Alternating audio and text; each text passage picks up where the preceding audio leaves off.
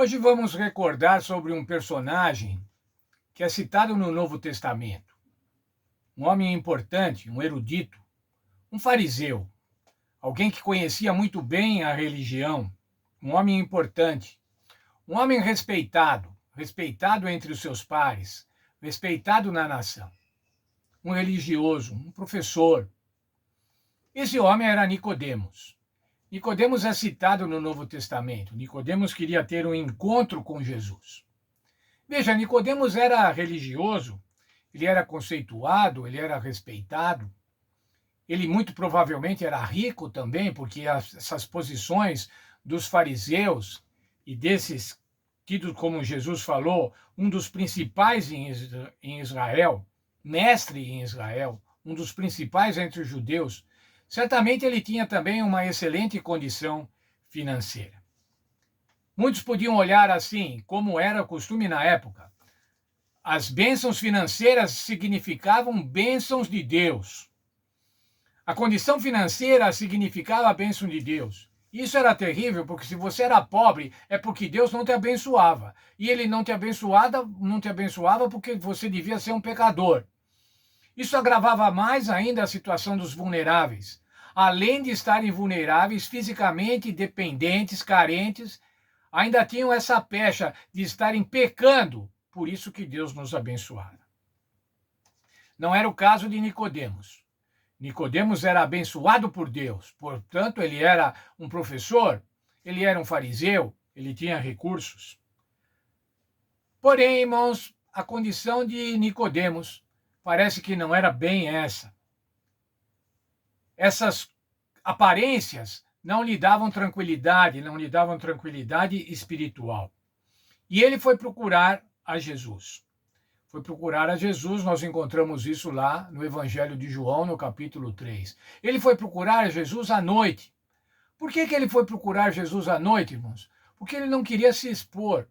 Como que um mestre de Israel, alguém dos mais importantes de Israel, um fariseu, ia procurar aquele jovem profeta que vinha pregando pelas ruas, aquele jovem profeta maltrapilho praticamente, com aqueles outros seguidores, tudo gente simples, gente carente, todos vulneráveis. Veja só, vamos ler o texto da nossa lição. Quando Nicodemos foi a Jesus, ele tentou manter as aparências de sua condição atual.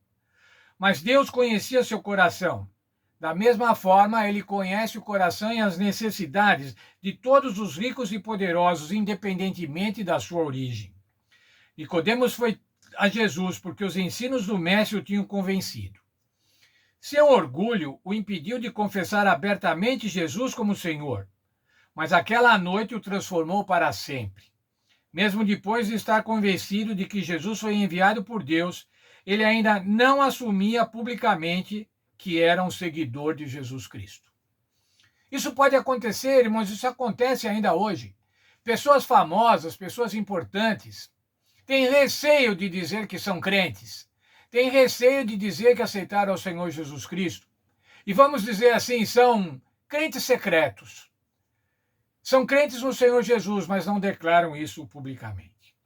Veja só, ele foi ter com Jesus e Jesus agora vai chegar no ponto, vai chegar aonde ele realmente necessita.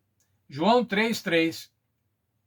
Em verdade te digo que quem não nascer de novo não pode ver o reino de Deus. Olha, Nicodemos, Jesus disse a ele, você tem que nascer de novo. Você tem que deixar a sua vida carnal. Você tem que ser um novo homem. Você tem que ter agora um nascimento espiritual. Aí então você vai estar justificado diante de Deus, aceitando o sacrifício. Jesus apresentou as boas novas do Evangelho ao influente Nicodemos, com o mais lindo verso escrito na Bíblia. Veja qual é esse mais lindo verso escrito na Bíblia, São João 3,16. Se você não sabia, irmãos, esse João 3,16 foi dito para Nicodemos. Foi dito para aquele homem que parecia ter uma condição espiritual excelente, mas que precisava nascer de novo. João 3,16, porque Deus amou o mundo de tal maneira que deu o seu Filho unigênito para que todo aquele que nele crê não pereça, mas tenha a vida eterna. Jesus estava apresentando agora para Nicodemos o que era o meio de salvação. Qual era o meio da salvação? O meio da salvação era aceitar o sacrifício que o próprio Jesus, que estava falando, faria alguns meses depois. Esse sacrifício, que era o sacrifício vicário pelos pecados de toda a humanidade. Nicodemos não seguiu a Jesus imediatamente. Não, quem sabe a sua condição social, a sua condição religiosa o impedia de fazer isso. Porém, as suas atitudes posteriores demonstraram que ele era um seguidor de Jesus. Quais foram as atitudes posteriores? Primeiro, ele defendeu Jesus, se você olhar lá em João 7, dos versos 43 a 53, ele defendeu Jesus no meio dos fariseus, na reunião dos fariseus que estavam falando que queriam julgar Jesus, condenar Jesus, ele defendeu Jesus. De que maneira ele defendeu Jesus? Agora, naquele meio. Ele disse assim: condena a nossa lei alguém sem primeiro ouvi-lo para descobrir o que faz? Ele estava dizendo, vocês não podem condenar Jesus sem ouvir o que ele faz. A nossa lei não permite que faça isso. A outra atuação de Nicodemos com relação a Jesus foi depois da morte do Senhor Jesus, quando Jesus estava sendo preparado para ser sepultado. João 19, 39. Levou óleos e perfumes para preparar o corpo de Jesus para o sepultamento. Ele creu no Senhor Jesus Cristo. Ele não assumiu publicamente, naquele primeiro momento, no momento da sua conversão, ele não assumiu publicamente essa crença, essa nova condição espiritual, mas os seus atos ao longo da vida, especialmente esses dois que estão citados na Bíblia, e foram citados na Bíblia para mostrar bem claramente qual era a posição nova, a nova posição de Nicodemos. Esses atos mostram que o Senhor o havia alcançado. Sem dúvida o Senhor o havia alcançado Nicodemos, que apesar de seu conhecimento e sabedoria, tinha uma grande necessidade do Salvador, assim como nós temos. Veja, irmãos, nós somos religiosos, eu sou religioso, vou à igreja, eu preparo a lição da escola sabatina, eu assisto sermões, eu oro a Deus. Será que isso completa, irmãos? Será que eu tenho realmente o Senhor Jesus?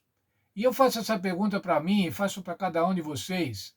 O que faltava para Nicodemos? Nascer de novo, receber o Senhor Jesus Cristo, entender que Deus amou o mundo e deu o seu Filho, receber esse presente de graça. Todos temos essa necessidade. Todos temos essa necessidade do Salvador Jesus Cristo. Independentemente da nossa formação religiosa, da nossa prática religiosa, nós precisamos do quê? Do Senhor Jesus Cristo. Que Deus esteja conosco e que nós todos, eu e você, eu e cada um de vocês, recebamos o Senhor Jesus Cristo.